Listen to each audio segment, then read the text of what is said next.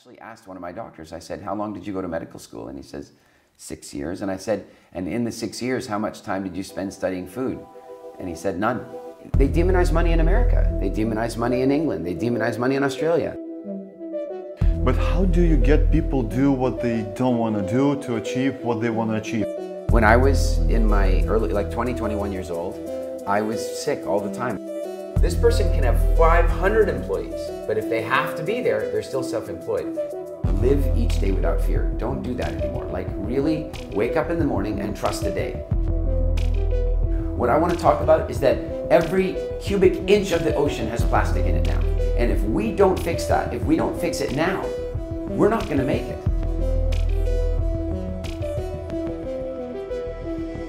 Tell me your story. What kind of kid were you? What kind of school? How did you end up getting that kind of size of a company and the way you do right now? So you travel around the world, you motivate people, you're a philanthropy, and you're a multi-millionaire. As a kid, I was just, I was into fun. I think if you would ask my mother, she would say that I was a pretty happy kid. Like, you know, I liked to play and I liked to do things, but I was also really always curious. And I think that that's maybe the thing that has driven me the most. When a question comes into my mind, and remember, like a lot of this was before Google, right? You know, yeah. So these days you have curiosity, you just go, hello Google, you know, tell me the answer. And not that you're going to get the right answer, but there's answers. But back then there really wasn't that. And so I, as a kid, I was very, very curious. When I came out of school, when I had questions about things, I would get almost obsessive about them. Like I wanted to learn everything I could about any topic. And I think that worked very well for me when I went into business, because it meant that, you know, when I started the business, I really wanted to understand business. So I didn't, like my very first company, I remember sitting in the living room planning what the company was going to look like for 5 years. And I think these days, a lot of times when somebody starts a business, they just plan what it's going to be like this month and plan how they're going to pay the rent this month. And I think that because I was so curious, it made me think about what's my company going to look like in 5 years, and wow, if it's going to look like that, what kind of systems and procedures will I need, and what kind of people will I need to have, and so on. So I think that curiosity, and it's something I really like to stimulate with my kids, is I saw such an interesting story about a woman who raised a kid who was a genius. Like he had IQ of like 150 or something, like super, super smart kid. And she was just a mom, you know, living in a trailer park in America. And they asked, how did she's not particularly smart, you know, like, how did she raise this genius? And she said, you know, I answered every question he asked me. And if I didn't know the answer, I went and get the answer. And so my child was always having the curiosity satisfied. So I think maybe that as a kid is partly why I ended up creating the life that I did. Do you still have some questions that have not been answered all yet? the time, all the time. I think the minute that I don't have any questions that need answering, that's the end. I don't think I'm a student for the rest of my life. But there are also some questions that I believe will never get answered, like who built the pyramids and so on. Yeah, I mean, I think that there's a difference between having a curiosity and knowing that the curiosity definitely has an answer. And then another kind of curiosity where the curiosity leads to something that maybe you can be the one to discover the answer because nobody else did yet. Yeah. And then there's the kind of curiosity where it's like all you're going to be able to do is come up with theoretical answers. I feel like with the pyramids, mostly we know the answer, but it's too big an answer for us to accept that humans could do that. So now we want to think that maybe aliens were helping and stuff. I don't know. You know, and I don't tend to worry too much about I don't really tend to worry too much about that. My bigger questions, most of my curiosity comes down to why people do what they do. That's where I'm most curious. And there's a book that I'm working on at the moment, and I don't know what the title will be one day, but the concept is something we call the evolution gap. And what it really talks about is that I think most of the pain people have today, most of the stress, the suffering, the health problems, most of why we suffer as people is because our physical and psychological evolution was moving along at a very slow pace like it does. but then our societal evolution, our civilization evolution, our technological evolution, our social evolution suddenly jumped. But our physical and psychological evolution didn't jump. It can't do that. It doesn't work that way. And so that means, like today, when somebody gets a credit card statement that scares them, they produce the same kind of adrenaline that they used to produce when a lion was attacking them. And so some people look at a credit card bill and they feel like they're going to die. And that's something I'm always very curious about. You're from Canada. I'm actually from South Africa. I was born, my family has been in South Africa for generations, and my parents left South Africa when I was young, and so I became a Canadian when I was 8. What kind of business is in Canada? Because, for example, in Lithuania, we always think very short term, like you said before. So we would like to earn money today, tomorrow, maybe in a month or two. We never think about getting a bigger company and to make a profit in a year, maybe in a 2, maybe in a 3-year period. What is it like in Canada? I think Canada gets a lot of American culture spillover. You know, so I think it's quite similar. And so I think that generally speaking, and you know, these are big stereotypes, but generally speaking, business in North America, Canada and America is sort of based on quarterly thoughts. Yeah. You know, it's about the quarterly report. It's about what we're going to do this quarter to make things happen. And I think there's, you know, there are certain things that should be looked at weekly. There are certain things that should be looked at monthly, and there are certain things that should be looked at quarterly and annually and so on. I also think, though, there's a lot of lesson to be gained from, say, the Japanese. You know, and very often they're looking at their companies in 10-year pieces. They're taking a look at a 10-year chunk and making that plan. And I think that one of the great things that we can learn from that is having a 10-year plan, but having monthly and quarterly measurement.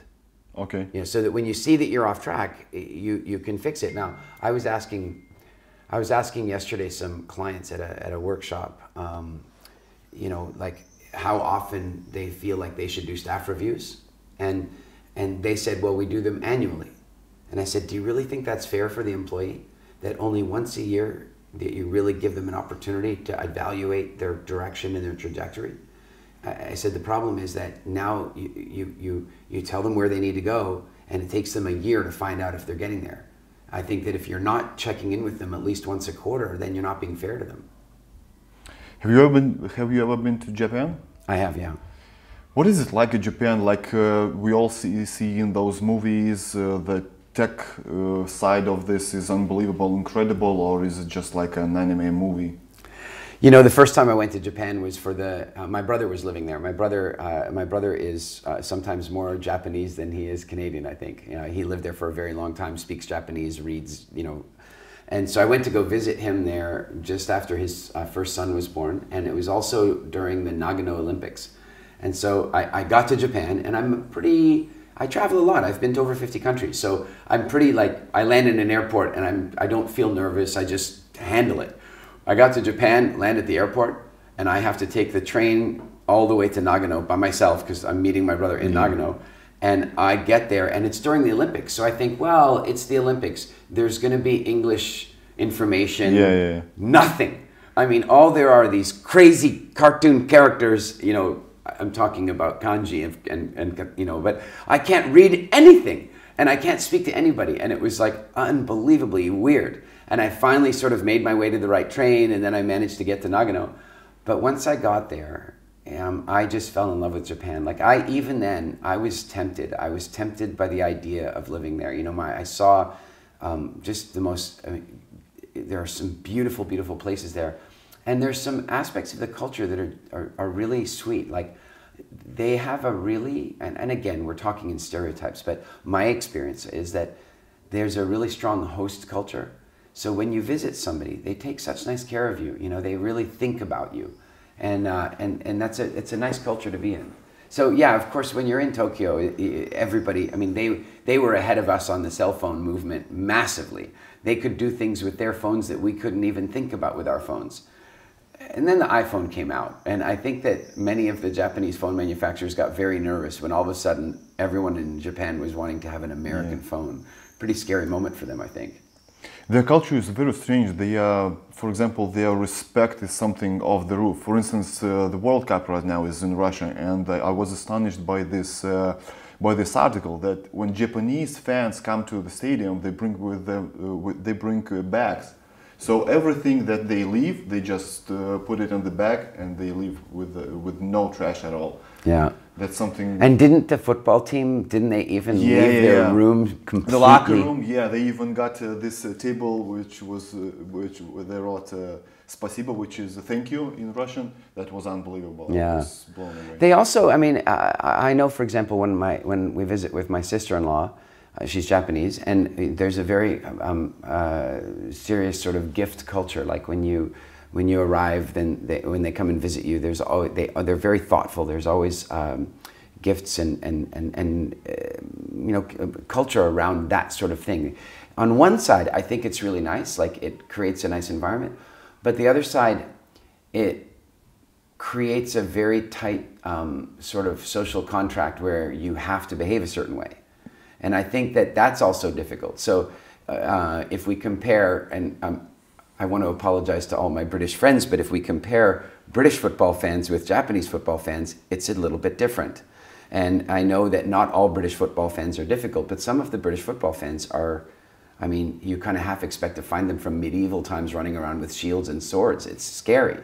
And so in one sense, what they've grown up with is like no social constraint. Yeah. Right? They're not taught culture. They're just, you know, it's a very base level living. And at the other end of the extreme, you have the Japanese living this very, you know, tightly cult. But you know, even England has that at the other spectrum. I mean, look at the way if somebody's coming in, you know, if they're in that royal family type area, or if they were brought up with that, they also have this, you know, must eat with the right knife and fork. And I'm really grateful for the way I grew up, because my parents grew up like that. They grew up in, I mean, my mother in particular grew up in a very wealthy family with servants in the house and eating with the right cutlery and knowing which glass to drink from and all that kind of stuff. And so I was brought up knowing those things, but not being required. So what that now means is when I go to a, you know, a really important dinner with, you know, famous political people, or I mean, just you know, last week I was having lunch in the parliamentary dining room in Parliament in Canada, and it's funny because I know that for many of my friends, they would be sitting there like, I don't feel right, and I'm looking, no, I grew up learning the rules of what's proper and that sort of stuff, but I also grew up where my parents took a different attitude, and that was, sometimes you just have to live too. You've been to 50 countries, as you told before. What was the country that you were just astonished in a good way? You didn't think about it that good, but when we Almost all of them in a different way. People often ask me, like, where's your favorite place to go? So I can give you that answer, that my favorite place to be is in the wilderness in Africa. So the Okavango Delta, Botswana, the Kruger National Park in South Africa, the Ngorongoro Crater, Selous. I mean, those kind of game reserves are the place where that's the most at home that I ever feel. And so many times when people ask me that question, I would say, wow, the first time you drive down into the Ngorongoro Crater in Tanzania, it's like a religious experience. It is incredible. But then equally, I was in Croatia a few years ago, and I absolutely enjoyed some of the history, like walking into, I think it was in, maybe in Dubrovnik, but one of the sort of castles. People have been living in it for 1,000 years. Yeah. And so you can feel the history dripping off the walls, and that was really stunning for me. But then the first time you drive around Paris, you know, so I think that I maybe it's partly also because of being so curious, but very rarely have I ever gone to a country and been unimpressed. You know, there's always something really amazing. Now, some of the countries, for example, this is only my second time in Lithuania. The last time I was in Lithuania, there was like 2 feet of snow on the ground, and all I wanted to do is get from one, and I wasn't prepared for winter. I came here just to speak. So, you know, all I wanted to do is get from the building to the car to the building, and I didn't get to see very much. And hopefully this time I'm taking a few days off, so I'll see a bit more. But it's like I was saying to you earlier, I've been to Tallinn, maybe I've done 13 events in Tallinn over the last 4 years. But I've never really had a chance to see very much. Sure, maybe I go have dinner in the old town, maybe I know a little bit, but now we're staying there for the whole month. And now we're seeing so much more and really coming to appreciate it. I believe you gotta stay at least for a week just to feel the vibe of the city, the vibe of the whole country, because Estonia is a very small country. It's like Lithuania, even smaller. Yeah. So Tallinn is like the main place of that country. So Yeah. staying there for a month, I believe that's going to be a good experience, especially when it's summer and it's a great weather.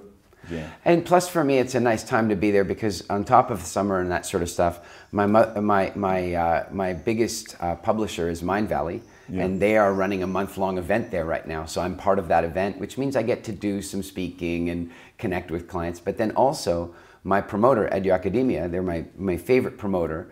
And I've been doing events there with them for years. So I have lots of clients there. So it's kind of nice to go to a city. There's always something interesting for us to do. People are always inviting us to cool stuff. And then, of course, at the last minute, my wife decided to come and bring our baby. So now it's like a whole family experience, and that makes it really special. How did you come up with the public speaking? Have you ever always dreamed of it? No, I was terrified of public speaking. I hated it. Years ago, if you came up to me on a Monday and you asked me to give a speech on Friday, I would say no, but I would still feel sick all week, even though I said no. Just knowing that there was the event you wanted me to speak at was enough to make me feel sick. It was awful. But a few things happened, and one big one was that I became really deeply impassioned about human health, about self-care, and about teaching people about nutrition and food psychology, because I'd been studying it for 20 years.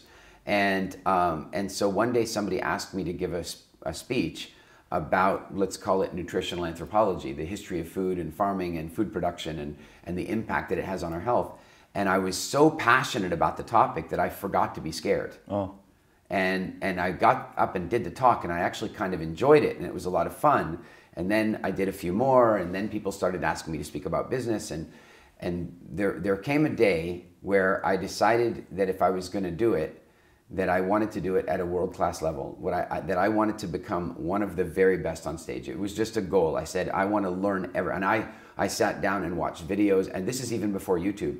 I was like, I was watching videos of all the great speeches, really analyzing them, and I learned something really powerful, and that is that real change comes from great speaking. It just does. What kind of speeches there were like 15 years, 20 years ago? Because I believe there were no TED, right? No yeah, TED that talk. was before TED. The kind of speeches that I studied then were like John F. Kennedy.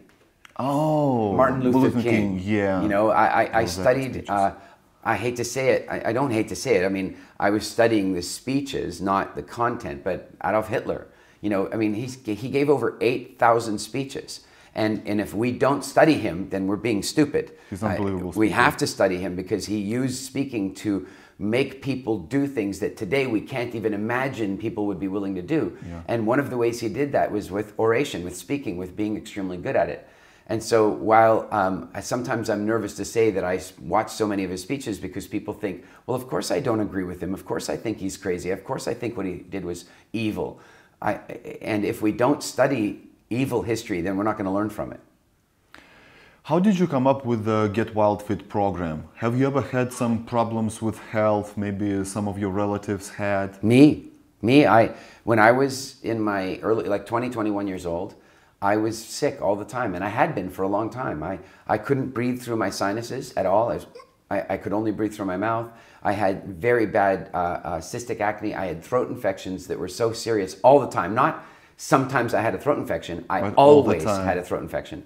And I had really terrible digestive problems. Like I would have cramps in my stomach that were so painful that I couldn't even think. What were you eating that period of time? I was just eating normal things, you know. I was eating what they served us at school. I was eating, what everybody else ate at work. I ate a bunch of crap. Yeah, but now I look at it that way, but at the time I didn't think of it as crap. Just a regular food? Yeah, just regular food. Sometimes McDonald's, sometimes a pizza over here. I'd have a salad, you know. It didn't feel like I was eating crap. It felt like I was eating like everyone. And then I went to go see doctors, and doctors prescribed pills and injections and creams and inhalants and even eventually surgery, which I didn't have in the end, but nothing worked. And then one day, two friends of mine gave me some advice. They said, maybe you should look at some of the food decisions you're making. And so for 30 days, I made some changes. I gave up meat for a while. I'm not a vegetarian, but I gave up meat for a while. I think it's a healthy thing for anybody to do. I think it's a healthy thing for the planet for people to do. Yeah. I gave up dairy products for a while. I gave up sugar. I gave up some stuff just for a month for an experiment because I'm curious, right? And a month later, I lost 15 kilos and I looked completely different. My face changed shape, my sinuses opened, I could breathe, all of my acne went away, my stomach cramps went away. Suddenly, I became healthy. And this was a big difference because I didn't think of myself as sick. I just thought of myself as me. That's who I am. I am that person. And all of a sudden, I was athletic and healthy and had energy. And so I became very curious about something. Why didn't my doctors talk to me about food? They got no idea. Why didn't they? And so I actually asked one of my doctors, I said, how long did you go to medical school? And he says, 6 years. And I said, and in the 6 years, how much time did you spend studying food? And he said, none. And I was like, what? Like, what do you mean none? How do you, like, would you take your car to a mechanic that didn't study gas and oil and steering fluid? Like, those are the things that have to go in to make it work. How could you not study that? I even asked my uncle. My uncle was an orthopedic surgeon. I was sitting at the table with him one day and I said, how long did you go to medical school? And I think he said like 10 years, you know, to become a specialist and a surgeon. Yeah. And then I said, how much time did you spend studying food? And he did this. He went, huh?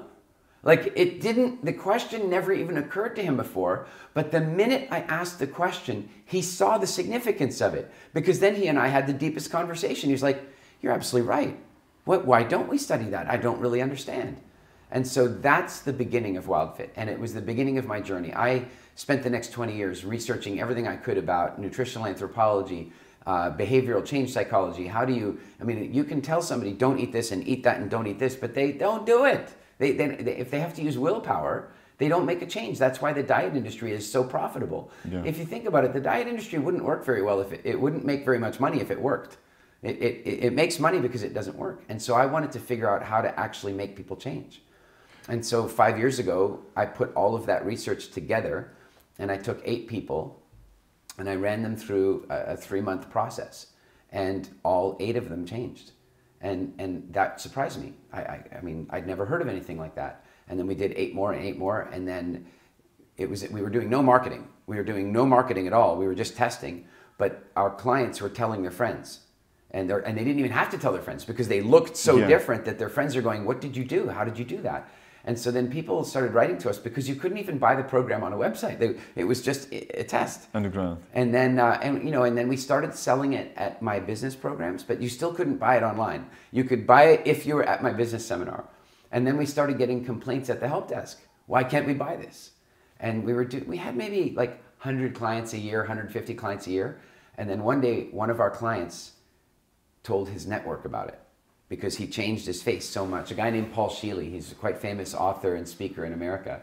And he and his wife did the program, and his before and after pictures were so striking that he told his network, and all of a sudden, 200 people signed up in one day, where we used to have like 150 people a year. And then another person did that a few weeks later, 150 people signed up. And then Vishen Lakhiani from Mind Valley, he did the program, and he showed people pictures of his body, and then 1,100 people signed up. And then the company just exploded.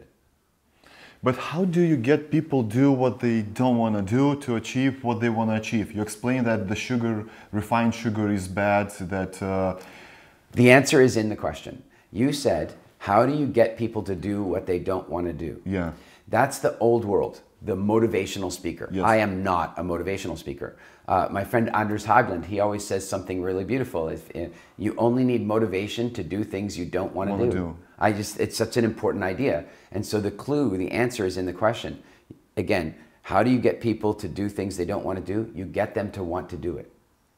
You get them to want to eat You get them to want fruits. to do it. So here's the thing. If I come along with a client who, let's say, our clients come to us because they want sports performance, or they want better sleep, or they want to lose weight, or they come for a lot of different reasons. But let's imagine one client comes and they want to lose weight. Okay, then we could, if we were a normal diet person, a normal diet book, a normal diet coach, we'd say, okay, I'm glad you're here. What you need to do is stop eating these things. Stop eating those things and count your calories and go and do lots of exercise. Well, that's going to take a lot of effort from you. Yeah. And so but you're very motivated. So for the first day, you do it. And the second day, you do it. And the third day, and then the fourth day, you have an argument with your wife or your husband or your boss or somebody, and then you're angry, and somebody offers you a donut, and you're like, well, one won't hurt. And then you may as well have another one. And it's all gone. What we do with our clients is work very carefully with their psychology. And so if you ask our clients, by the point they get to maybe the 6th week or 7th week, and you were to offer them a bowl of ice cream, they would just say, no, I don't want it. I don't want it. You don't. In fact, one of my clients, he was first a business client from Tallinn. I met him in Stockholm, and he did all of our business programs and transformed his business. And he said, well, if you're so good at transforming my business, I need to try your health program.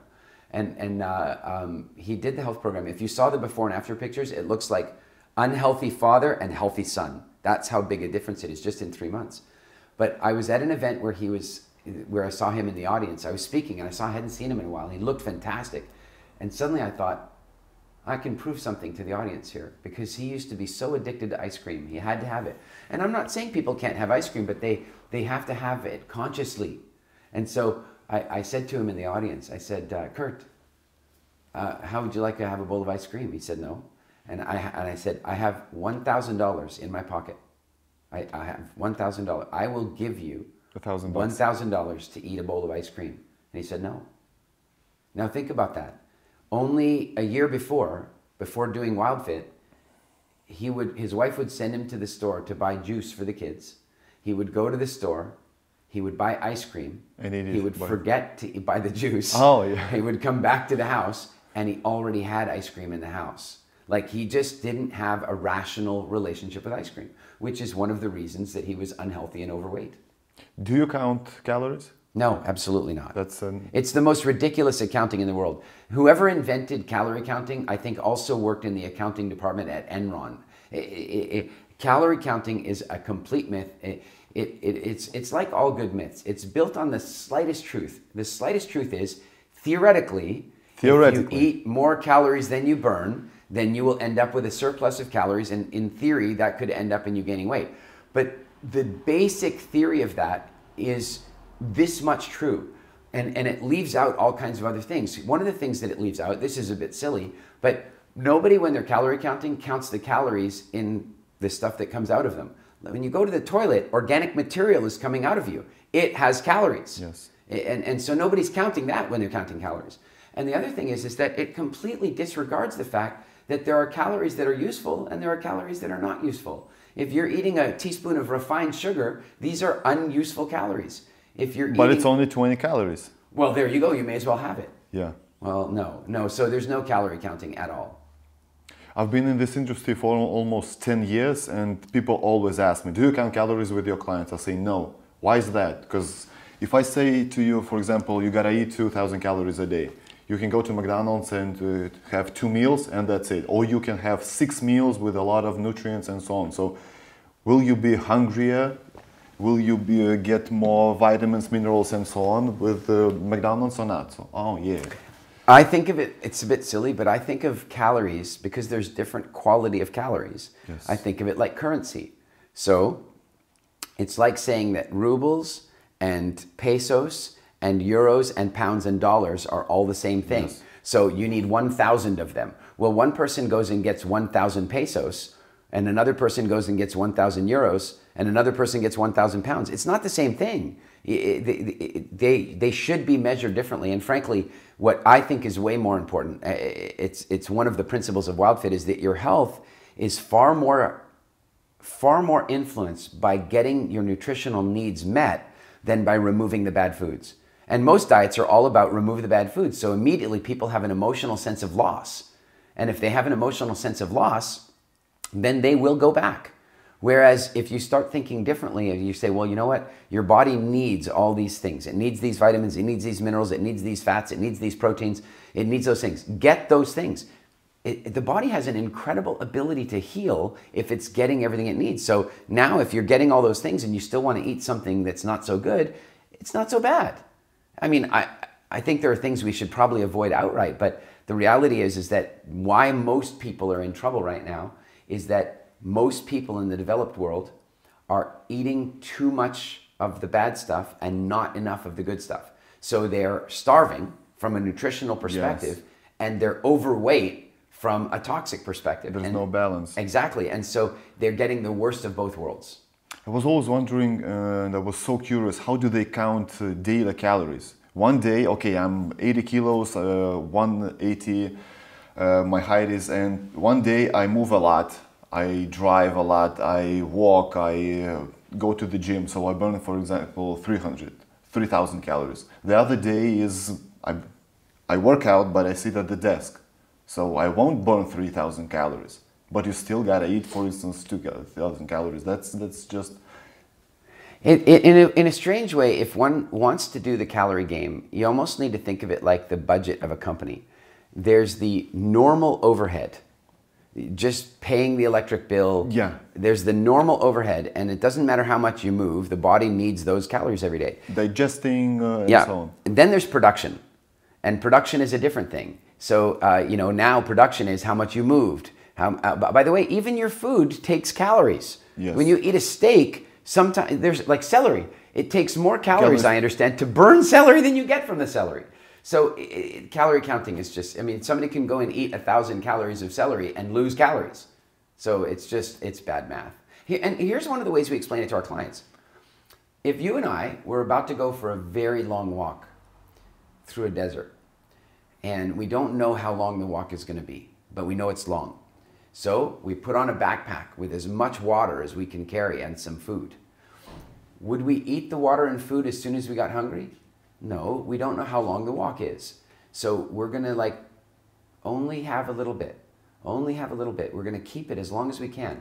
And then all of a sudden, after walking for 6 hours, we walk into a village and the walk is over and there's food everywhere, and then we're going to get on a bus and go back to our life.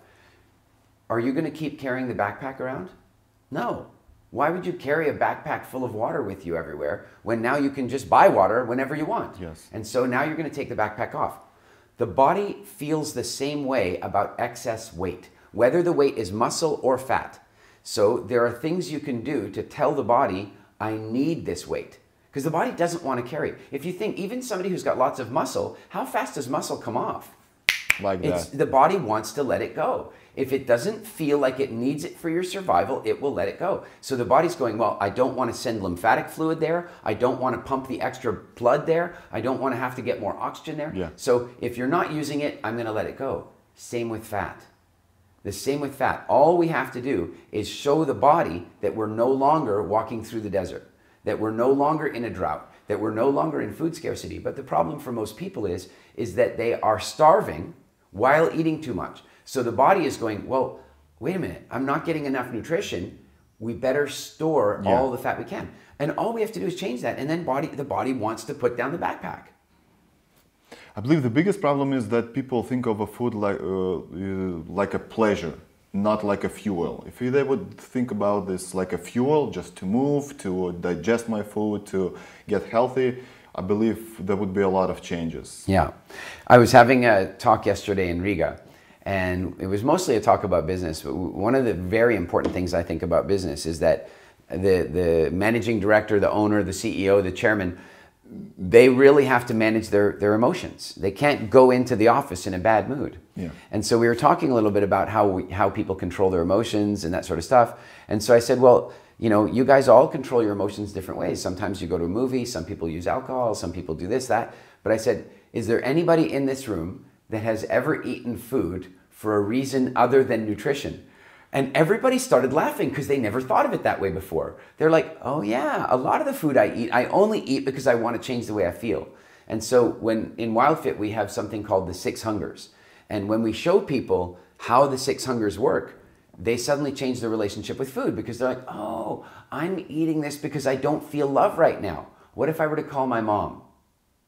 What if I were to call my mom and have a nice conversation and get some love feelings? Then maybe I don't need to eat this donut. Stress eating. Yeah. Eric, let's talk about business. Sure. What's the biggest difference between a businessman and an entrepreneur? A businessman works for his company, right? Can we do it a little bit differently? Because the way I think of it is the difference between somebody who's self-employed and somebody who's a business owner. That's a big distinction. Yesterday when I was in Riga, I was talking to everybody and I played a game with them. And at the end of the game, there are usually in a room with a couple hundred people, there'll be 3 or 4 people that win the game. And the reason they win the game is they have a business that doesn't need them to be there. So basically, they win the game because if they wanted to go away for a year, they could leave for a year and the company would keep operating, make profits, might even grow, even though they weren't there. That person is a business owner. If they don't have to be there, they're a business owner. If they have to be there, they're self-employed. It doesn't matter. This person here might only have 4 employees. 4 employees, maybe he's doing $2 million a year in revenue, but if he doesn't have to be there, if she doesn't have to be there, business owner. This person can have 500 employees, but if they have to be there, they're still self-employed. And I think the difference is stress, freedom, time with your family, time with your health. I think one of the big problems we have in business today, you know, again, yesterday in Riga, I was teaching them inception marketing, which is a very powerful system of marketing. It shows anybody that they can double or triple their sales. But then immediately I asked everybody, you all think you want to double sales, but what do you think your life would be like? And suddenly they stopped. They're like, oh yeah. They got no idea what they're going to do with the kind of money? No, it's not the money. It's that if they double sales, they're going to be twice as busy. And they're already too busy. They're already taking away time with their family. They're already not going to the gym. They're already eating bad food because they didn't have time to have a good meal. They're already sacrificing their existence for the level of busy they are now. And if they double their sales, they're going to be double as busy. And so then I spent the whole afternoon showing them how to build a company that the bigger it gets, the more free the owner is. That's what we call business freedom, is that the bigger the company gets, the more free the owner should be. What's the top 3 tips for an entrepreneur to get that freedom that he wants? To hire a good CEO? Well, let's start with desire. So the first thing is knowing clearly that they want it. You know, the other day I was watching an interview with Roger Federer. I'm a big Federer fan, and my wife was a professional tennis player, so I like tennis. So I'm watching an interview with him, and he's like legit sorry for 20 years, I believe. He's unbelievable. He is unbelievable. He's the best. You know, like this is important to this example because he's, I think, 37. Yeah. He's an old man, they say. That makes me feel very old. Yeah, for tennis, he's an old man. But here's the thing. As a tennis players get older, in the men's game, the serve is a very big part of the game. And apparently, as you're getting older, you start to lose the edge from your serve. Here's something fascinating. Federer is winning more first serves now than in his career. He's winning more second serves now than in his career. His serve's gotten better. Well, let's go back to the interview I was watching. I think he's maybe 17 or 18 years old, and he was playing football. He's a very good football player. He could have been, I think, probably a professional football player. They asked him, why did he switch to tennis? He said, I really liked it. It's a lot of fun, and I think I can be very good at it. He says, I think maybe even I can be world #1. At 17 years old, 18 years old, he already knows this. So you said 3 things. 1, know. Know what you want to build. Know that you want the freedom. Be very clear about it, because I'll tell you, I believe that entrepreneurship is the ultimate expression of personal freedom when it's done properly. If it's done properly, it is the ultimate expression of personal freedom. And so the first step is to be very clear that you're building a company that will give you freedom. And so I did that. When I started my first company, I sat in my living room and I charted it out. I got very clear. This is what I want it to look like in 3 years. I don't want to be doing this job. And so then we moved to step 2. Step 2 is understanding very clearly what you should be doing and what you shouldn't be doing. In my case, I shouldn't be doing accounting. I'm quite good at it. I am, but I don't enjoy it, and so I shouldn't be doing it. And so that's the second step, is to look at all the jobs, all the roles that are in the business, and prioritize when you're going to stop doing them. I tell people, like in my workshops, I'll say, how many people in this room right now are doing their own accounting and they don't want to be? And all these hands go up. And I go, okay, I want you to write a letter to yourself right now. Dear me, I quit. I'm no longer the accountant. I give you 3 months notice and I'm going to find another way. And so prioritizing the roles that you don't want to do and getting out of them, that's absolutely key. And then the third thing is people, getting the right people.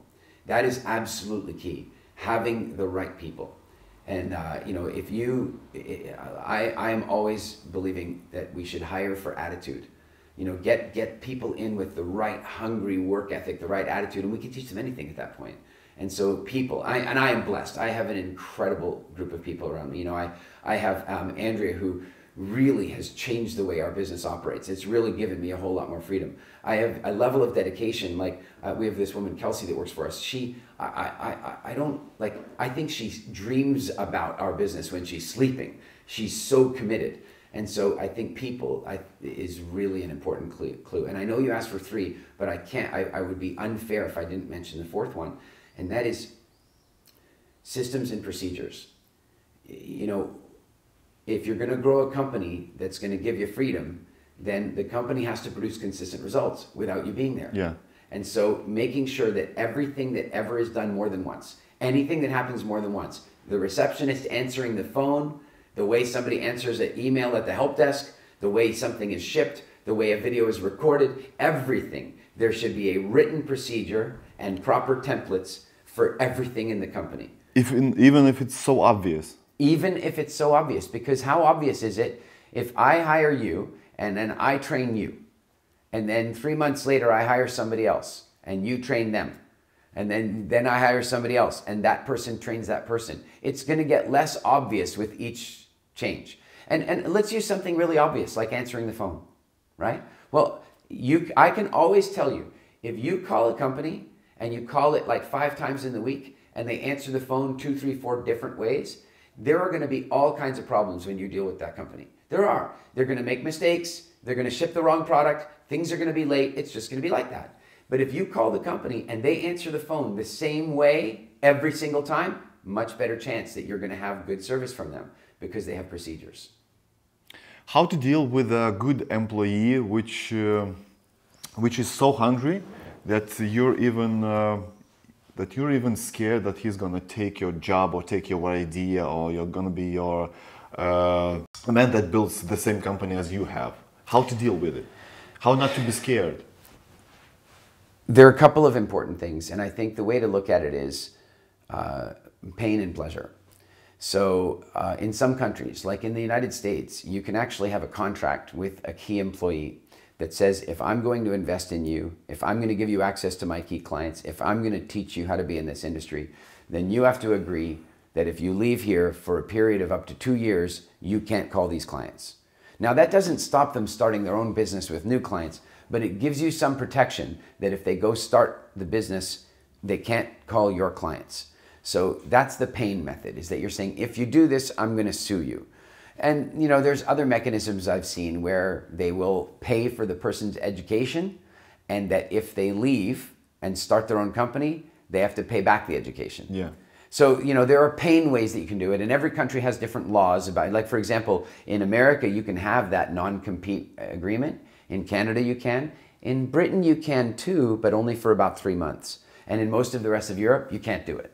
You can do it, by the way, in Lithuania. Can you? Yeah. You cannot. If you try and do it in France, good luck. It's not going to work. But maybe you can do it here. So I think everybody has to make sure they have a good employment lawyer around them to ask questions like that. But that's the pain version. I'm more interested in the pleasure version. And the way I look at it is I want people to so like working there that they wouldn't leave. So how do you do that? Well, salespeople are sometimes the most dangerous because they are at the front end, so they know how to bring business in. So they're the ones that would have an easier time starting a company. Yeah. Somebody who's working in the tech department, they could go start a company, they know how to work on it, but how do they get the clients? So one of the things you can do with salespeople is make sure that the salespeople don't learn the other parts of the business. Don't let them. Don't teach them how the warehouse works. Don't teach them how the technology works. Let them do what they do best. Besides which, they don't like that other stuff. They don't like doing paperwork. They don't like doing reports. So the more you can set up their job so that they are doing the thing they love the most, which is being with the clients and selling, then there's 2 big advantages. 1, they like their job more. And 2, they're not learning all the other parts of the business. They don't have that headache. They don't have the headache, but also they're not learning the skills to start their own business. And so I think that the more you can create the perfect job for them, the less likely it is that they leave. Look, at the end of the day, people don't simply leave for more money. They leave for more respect. They leave for more sense of achievement. They leave for more freedom. And so if you can figure out ways of, here's a great example. Many years ago, I was running my first company in England, and I was having dinner with some friends of mine, Rachel and Lee. And Rachel says, I got a job offer today, and I went for a job interview. And I said, oh, how did it go? And she goes, it was really good. They offered me 30% more money. 30% more money for the same job. That's a big jump. I said, when do you start the new job? Never. She goes, I didn't take it. I said, why not? I said, is it too far away? She goes, no, it's the same distance. I said, did you not like the people? She goes, no, I really like the people. I said, well, 30% more money. Why would you not take that? She goes, where I work now, we have flexi time. I said, what's flexi time? She goes, well, at our company, the way it works is that we have core operating hours, 10 till 2. And I have to be in the office from 10 till 2. But otherwise, I set my own hours. So I don't have to ask my boss if I want to go to a doctor's appointment. I just go, as long as it's not between 10 till 2. And so I just love that level of freedom in my life. That freedom is worth more to her than 30% more money. So what we take a look at with our company, and I did this very much in my company in England, is and as soon as I heard about this, we put flexi time in. I put it in straight away. I put it in a system immediately, and our people loved it. And so I take a look and think, people need a sense of certainty in their life. Great. Make sure that we have ways of making them feel certain all the time. People need a sense of adventure and fun in their life. Okay, great. Let's make sure that there's always some new challenge. There's some fun thing going on. One of the things we did is in the mornings, people, if they came in early, we would play like giant Jenga. You know, and whoever was the winner of the Jenga, I would have lunch with them. And so it created fun and atmosphere and so on. Then people need to feel important and recognized. So we put systems in place to make sure that we remembered to make sure that people felt important and recognized. And I think if you do all those things, you create an atmosphere that why would they ever want to leave? And talking about the flexi time, the Z generation, they are so different. They differ from us so much. I'm 30. And when I have a meeting with an 18-year-old, 19-year-old, 20-year-old, they're just so different people. Yeah. To deal with them is, I don't know, you gotta read a lot of books, or you gotta practice a lot. You gotta do trial and error. Well, that's how we felt about the millennials. Like, you know, now we're having the same thing with each generation. And so I have a few thoughts about that. The one thing is that the older generation always thinks the younger generation is bad. And they always think the younger generation doesn't know how hard it was. Nowadays. Back then we had to walk uphill to work and uphill home. You know, and they wanted to, and so that's one of the challenges that happens in the generation gap. But if you really think about it, I don't care what generation somebody comes from. They need to feel certain about their job. They need some variety. They need to feel important. And they need to feel connected to the people around them. They need those things. Now, they might have different rules about how those things get developed or how those things get answered for them. That's the mystery. And so that's not so difficult. You ask them, you know, what gives you a sense of certainty? One of the things that's really interesting these days is that money doesn't have the same measure of certainty that it did in many generations before. So money for many people is actually less important. In the 80s, it was all about money. The first question you asked about a job is, how much are they going to pay? Now the next generation, they're asking a different question. They're going, can I work from home? Right? It's a different question. They need some kind of freedom. Yeah. You see, we were dependent till the 1991, I believe. So I have no idea why. Maybe because of a communism, maybe because of that kind of generation that is still in our government. But we still, in 2018, in Lithuania, we demonize money. Yeah. We don't like it when we talk about money. People don't like telling how much do they earn or how much would they like to earn and so on. So we have no idea what to do with extra money. We try to spend every dollar we have an extra. So in our country we demonize this money, and I have no idea when it's going to change. Maybe this new generation, maybe it will change. I don't think so. I think that the demonization of money is a permanent thing, and I think that it's an individual thing for us to fight. They demonize money in America. They demonize money in England. They demonize money in Australia. It's not unique here. Now it's a little bit different here because if you're over 40 in Lithuania, Latvia, Estonia, if you're over 40, then entrepreneurship is criminal activity. Yes. You earn your money by criminal activity. Yeah. And if you're under 40, then entrepreneurship is the coolest thing, right? Like it's amazing. And I think it's, somebody yesterday was telling me that sometimes people in Lithuania and in Latvia, they talk about Estonians like they're a little bit slower. And I'm thinking, really, look at their economy, look what they've done with technology, you know, Skype, Taxify, these things come from Estonia. They're doing a pretty good job. But they still also have the demonization of money and capitalism. So that will improve. But the personal demonization of money will not. And here's why I think it won't. If you and I were going to write a movie, let's do it. We write a screenplay. We're going to write an adventure movie. Now, I've already decided that we have one character who's a young student with no money, and the other character is a billionaire who invented like the coolest operating system in the history of computers, and he's a multi-billionaire. Now, one of them has to be the good guy, and one of them has to be the bad guy. Who's going to be? Who should it be? The rich guy is going to be the bad guy. Yeah. Now, that's not because we're trying to demonize money. The reason that's going to happen is that if we make the poor guy the bad guy and the rich guy the good guy, nobody will come to the movie because most people don't think of themselves as rich. So they don't want to go to a movie that makes them the bad guy. They want to go to the movie that makes them the good guy. So now we're going to make a movie that lets the average person be the good guy because the average person isn't rich. And then what we're going to do with that movie is we're going to demonize money. We weren't meaning to demonize money. We were just making a movie for the way the population thinks. So that creates a feedback loop that's going to keep demonizing money. And so I don't think it's something very easy to change at a cultural level. I think it's something we have to work at changing at an individual level. Talking about movies, how did you end up with owning a company in this industry? I have had a fascination with movies, like many people, since I was very young. And when I was in my early 20s, a very good friend of mine was making his very first movie. He was... That was 1990s, 91, 92, 93, that kind of area. He was making his first movie. He was raising money for the movie in like $5,000 increments. Like, yeah, oh, I have to pay something today. I need $5,000. He was like scampering to make his first movie. And he called me one day and he said, would you come and help me with one of the actors? And I was like, yeah, for sure I will. And I had to go to pick up the actor at the hotel at 6 o'clock in the morning and bring the actor to the movie set. Well, the actor he wanted me to go and get was Mark Hamill, who of course was Luke Skywalker. Yeah. And if you were my generation, Luke Skywalker, I mean, now I get, what? Harps playing music, like I get to go pick up. So that night I watched all 3 of the Star Wars movies, and then I went and picked up Luke Skywalker and Mark he's just the sweetest guy. I had so much fun with him. He's just got a big heart. Spent the next 2 days hanging out with him on the movie and on the set and becoming even more fascinated by movies. Well, fast forward about 20 years, Gavin calls me one day and he says, Eric, I'm going for a tour of the old Industrial Light and Magic Studios.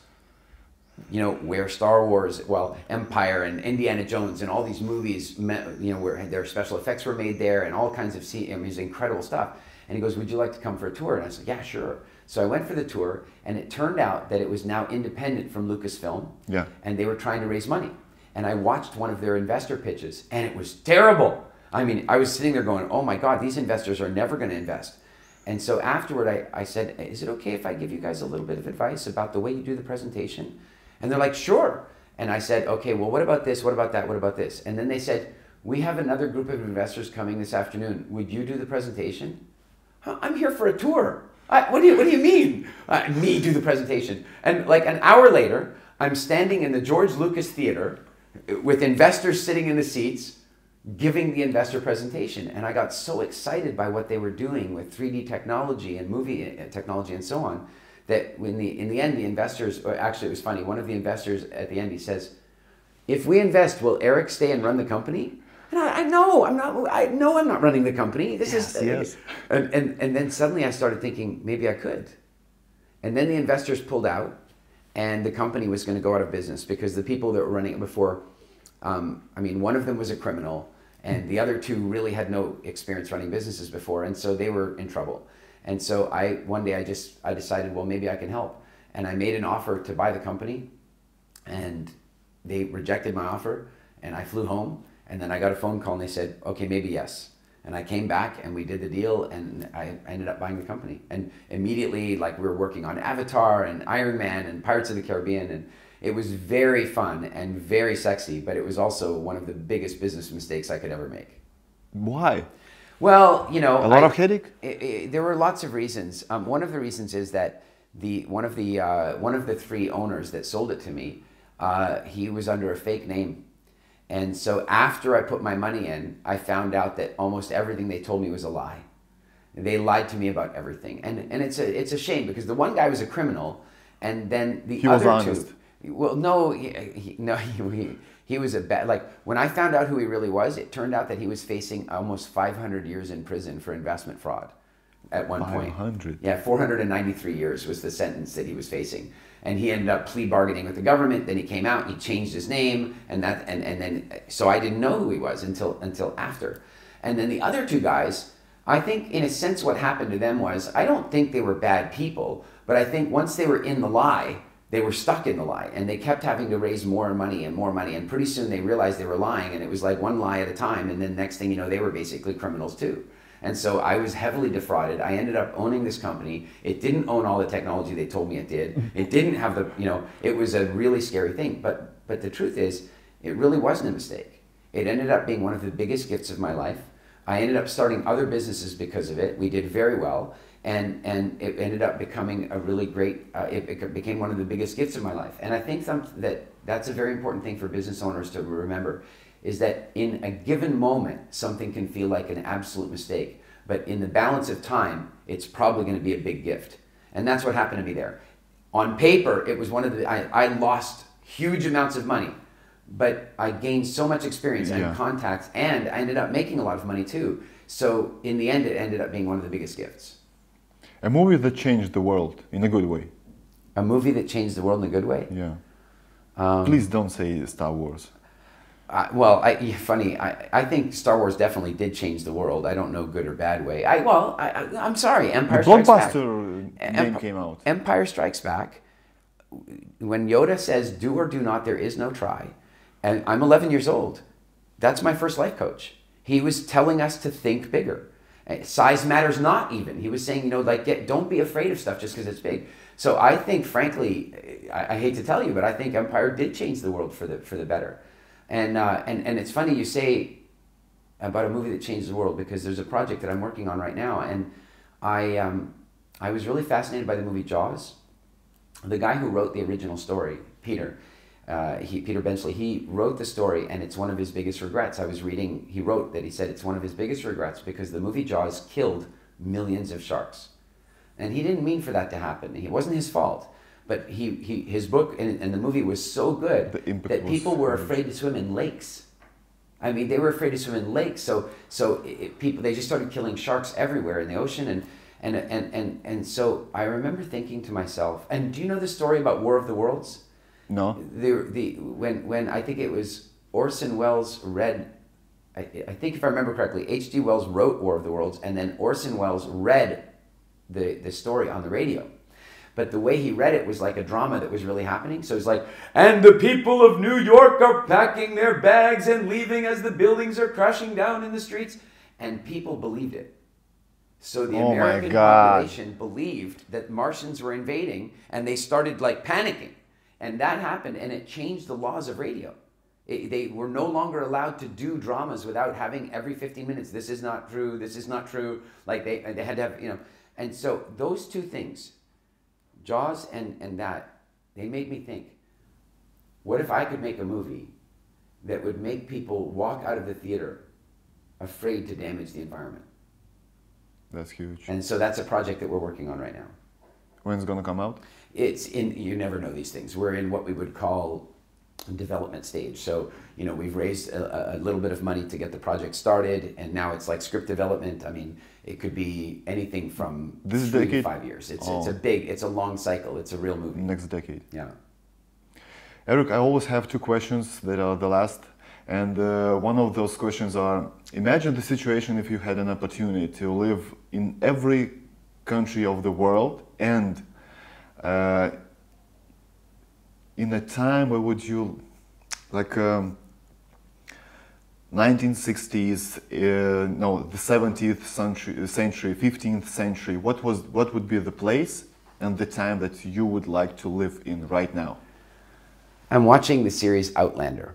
And in the series The Outlander, a woman suddenly goes from World War II all the way back to the Middle Ages, right? And it's very sexy and it's fun and it's interesting. But here's some of the things they're not telling us in that show. What it's like to not have a bath every day. What people smell like walking on the streets. They're not telling us that stuff.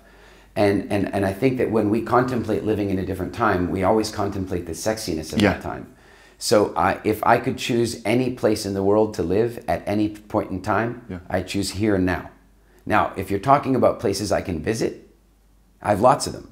I would absolutely love to visit North America before people arrive the first time. I want to see the mammoths walking. I would love to live that. I would love to see that. Yeah, of course it would be fun to go and see what the 60s were like, you know, but I wouldn't want to live in them. I want to live right here. I believe that we are at the cutting edge of so many things, and it's the most exciting time. It's also scary what's going on with politics at the moment. This tension around Brexit, the last American election. I mean, we can be hard on Donald Trump all day long, but the fact is, can you imagine being in America and having to choose between Hillary Clinton and Donald? What kind of an election is that? And so on one side, where we are right now is the scariest, but I think it's also the most fascinating. So I choose here and now. And the last question, imagine the situation that you stand in a big square, there are thousands and thousands of people. All of them are looking for your speech, and there are a lot of cameras, and every goddamn camera is live to the whole population of the earth. What would you tell them? Wow, that's really interesting. It's funny, I do so many podcasts and video interviews and stuff, and everybody has their like 2 questions, and I think these are the best I've had, because I think too many people listen to Tim Ferriss and they just use what's your routine in the morning, you know. I think that the first thing is that I wouldn't be able to answer a question like that in a heartbeat, because it's such a big impact. It's just not a question. You just stand there. I'm just there. Everyone is waiting for your speech. I think that it would be one of 2 things for me. On one level, it would be a personal message. And the personal message would be, live each day without fear. Don't do that anymore. Like, really wake up in the morning and trust the day. Because when we live with anxiety all through the day, it affects us in an incredibly negative way. And I think that if I could go back and talk to me as a kid, I would say, listen, there are going to be bad days, but they're actually not bad. We didn't come into this life for it to be easy. We didn't come into this life for everything to go the way we want. If you played a video game that was easy and never was hard, you wouldn't play the game anymore. And I think the same is true of life. And so on the personal level, that's what I'd want to say. But the bigger message for me right now is, we live in a thin blue layer of life on a big rock. And if we don't start taking care of that thin blue layer of life, we are not going to survive. We are not going to survive. Like, I don't care if you call it global warming or global cooling or, you know, I hated when they call it global warming because that politicizes it. Now they call it climate change. Climate change is inevitable. Yes. Every 10,000 years, the ice comes running down in. You know that we are currently in an ice age. This is something people don't understand. We are now in an ice age. When there is ice on the caps, that's an ice age. When there's no ice on the caps, that's not an ice age. And then inside an ice age, you have things called glaciations. So then ice comes all the way down, and then you have a glaciation during the ice age. And then the ice pulls back, and you have an interglacial during the ice age. We're in one now. And one day the ice is going to come ripping back down through the planet. Whether we're going to cause that or not, I don't want to argue about it. What I want to talk about is that every cubic inch of the ocean has plastic in it now. That there's nowhere where the air is properly clean. That water is showing up with chemicals and glyphosate and garbage in it all over the planet. And if we don't fix that, if we don't fix it now, we're not going to make it. And so that's the message that I want to get to people, is that we really need to start. We are treating this planet like it's a secondhand car, that we can just go get another one. And we can't do that anymore. Amen. Thank you. Thank you, Eric. I'm going to be on Saturday and Sunday. So see you there. We're going to have some fun. Really, thank you. Thank you. You're welcome. Thanks for having me. Thanks for watching this video. Eric is amazing. He's an unbelievable person. As you can see, I was a little bit nervous. I've done like 80, maybe 90, maybe even more podcasts, but they were all in Lithuanian. So this is the first podcast on this channel. This is my whole new channel, and my English is not as good as I would like to, but I'm really going there. So I would really appreciate if you would push the like button, comment below, and if you would subscribe to my channel, that would mean world to me. Thank you once again and see you in the next video. Bye bye.